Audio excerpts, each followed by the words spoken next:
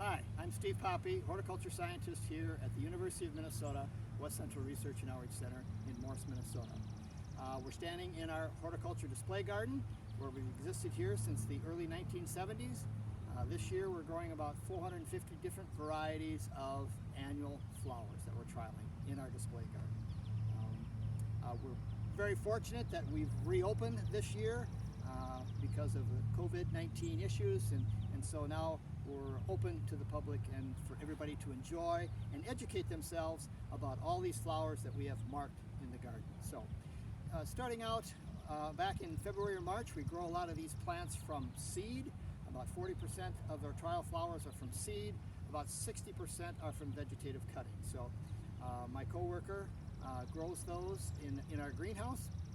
And so, but yet this year, our May was really sunny and plants really grew in our greenhouse in May.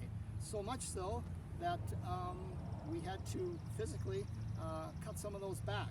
And it really didn't hurt them because plants right now are doing fantastic, okay? We got started a little earlier in Minnesota with planting.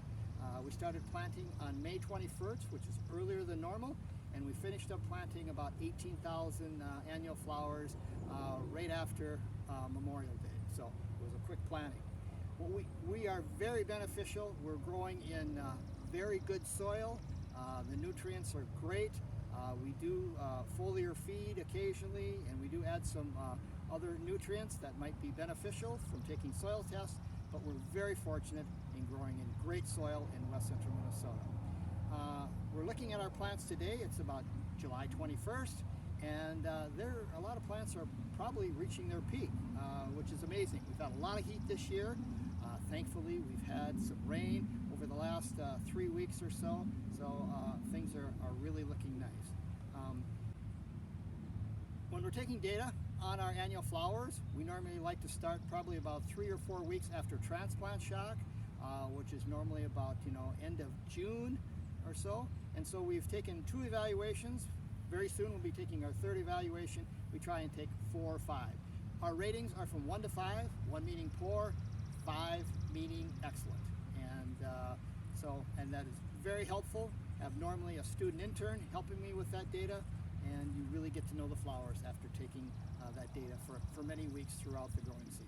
Today we're going to look at some of the top ranked Syngenta varieties that are in our display garden, things that have done really well. Again, this is July 21st. Some of these have got about 5 or 6 different varieties or series that are truly looking exceptionally well today that I'd like to showcase with you people. We have right now in front of me is Petunia Deco Red. As you can see, it's completely filled out this bed. There are no spaces in between the plants. It's just full of a bright red flower. We've grown this variety before, but the true feature of this flower is that red does not fade out. Years ago, I've been here for a long time, the old reds that used to be in petunias normally would fade out, but Deco Red truly carries over this red bright color throughout the whole growing season. Just looking fantastic right now in the middle of July.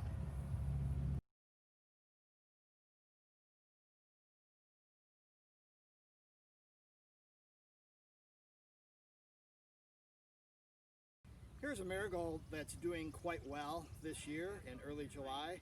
The thing that really impresses me about this particular marigold, a big top yellow, orange, and gold, is its stability.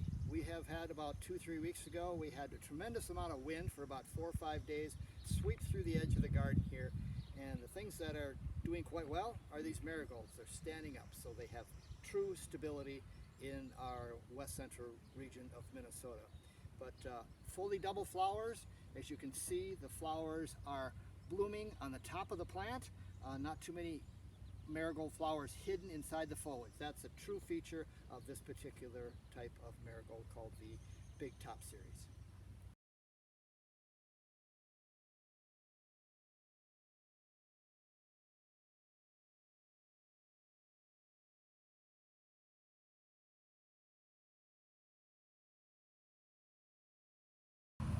Here we have growing in our display garden are a couple of varieties of zinnias, Magellan series, Magellan Yellow, Magellan Pink. The Magellan series we've had for a few years, but they have always done fantastic for us and ranked up very high in our data collection. I'm amazed the zinnias that were introduced here, the Magellan series, don't have the powdery mildew issues that we used to have years ago. They stay clean and they renew themselves constantly throughout the summer. We do a little bit of deadheading on the zinnias to refresh and bring some new buds in, but again, the Magellan series for the last few years has done fantastic and looking again this year in 2020.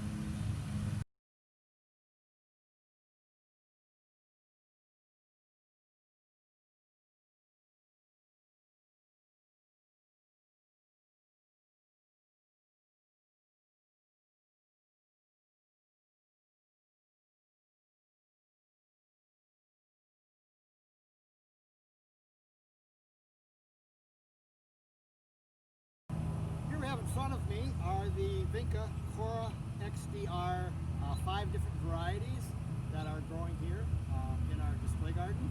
Of course, these were started from seed. We've been very successful the last few years in growing Vinca. Some growers don't have a lot of luck, but in our garden we've just done an excellent job, and we haven't seen any of the disease issues of these resistant varieties. Even last year, where we had almost the highest amount of rainfall ever recorded in 134 years of weather records, these particular varieties, even though there were some of them standing in water for a while, resisted all that and didn't have a problem, and they did fantastic in 2019.